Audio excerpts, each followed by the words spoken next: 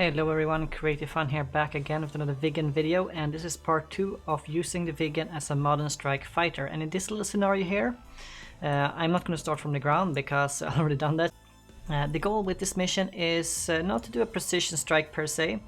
We have equipped ourselves with a cluster munition pod BK-90 Mjolnir, which is a self-guided gliding cluster munition dispenser.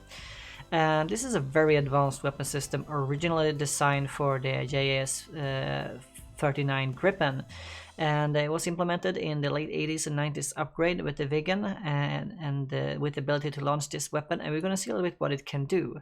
So we have a little nice scenario here where we have some pretty accurate intel on let's say a Russian separatist base, or like a let's say a Russian base. Everybody likes to hate on the Russians, and if you are Russian and offended by this, I do apologize. But anyway, it's a Russian base. They're enemies in this scenario, let's say, and we have pretty accurate intel on this base here, but it's in the valley, so it's a little bit very difficult to get to in any decent time with a ground force. If we try to move ground force here, they will know immediately.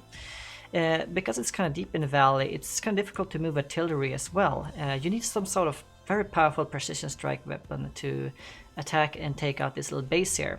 As you can see, there's quite a lot of equipment here, but also more importantly, there's a lot of air defenses as well. So we cannot just go with the high altitude bombing here, because we might actually get shot down. They have AAA and they have SA-18 manpads as well, so they could probably shoot some IR guided missiles as well at us. So the Viggen has been tasked with taking out this little base here, and they're going to use the munition dispenser, and the goal is actually to fly through the valley here, giving us very good cover, and at the edge of their engagement range, actually launch behind behind basically a hill or something like that. We're going to launch the BK-90 munition dispenser from around here, and hopefully it's not going to head straight into the mountain, but actually glide its way towards the enemy base here and release its weapon systems and disable the base.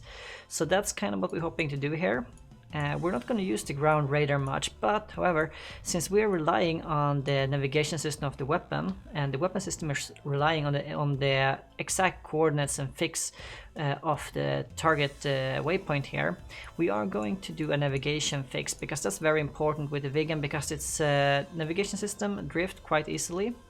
So we are going to do a navigation fix right over the dam right here. So our first order of business is to head towards the dam here, and we're going to do a visual fix. When we do a flyover of the dam, we're going to realign our navigation system to have a maximum amount of accuracy. But before that, let's jump into tactical here, go into punch 9, and just assign our B3 as our target waypoint. Like that, go to UT, and then we go to active position, and I just want to make sure that that's our target waypoint now. So we're going to go back to the B1 now, and we are going to drop down and prepare to align ourselves with the dam.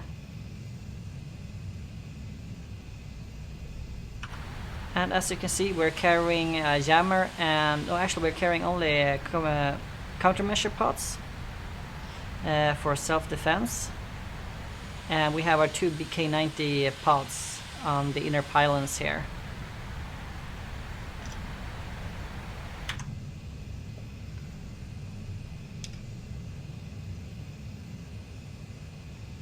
So I'm gonna press T1 to prepare for alignment,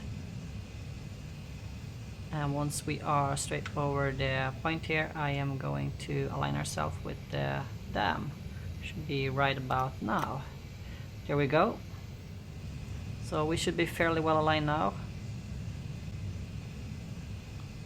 Okay, so we're flying into the valley here, and our TerraNav system is updating our navigation system highly accurately, which is great. It means that we're going to be pretty accurate when we release the weapon systems.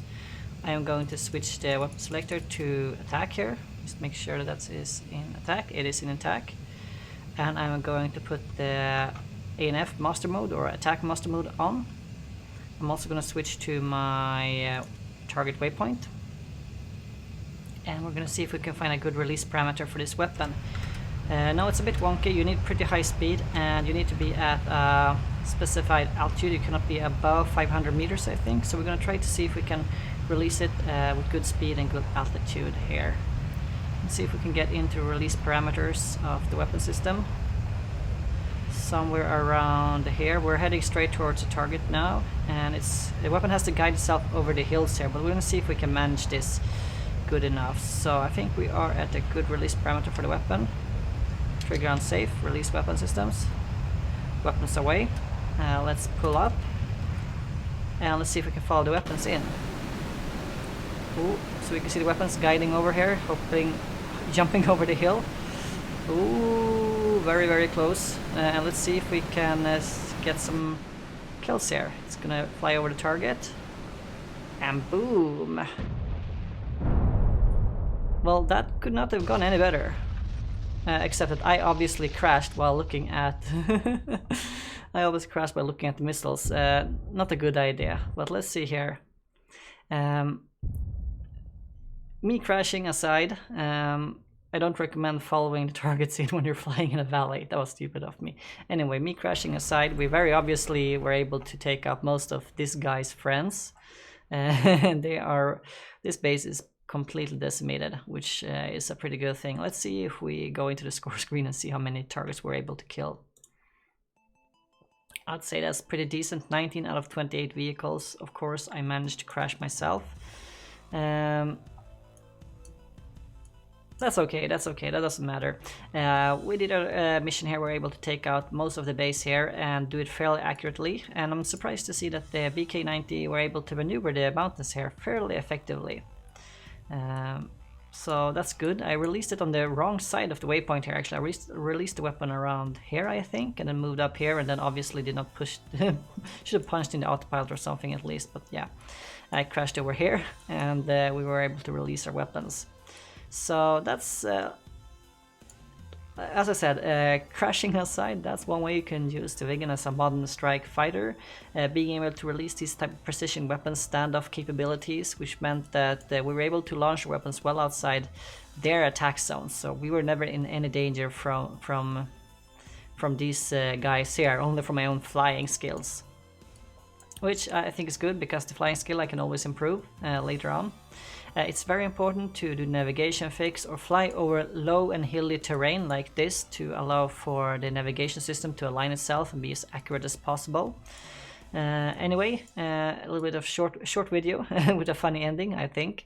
But that concludes my video about using the Viggen as a modern, or my series of videos about using the Viggen as a modern strike fighter. I think that it can handle these type of situations fairly well, and the BK90 and the AJM37 Maverick certainly give some new flavor to DCS in terms of how they can be deployed using this supersonic strike fighter.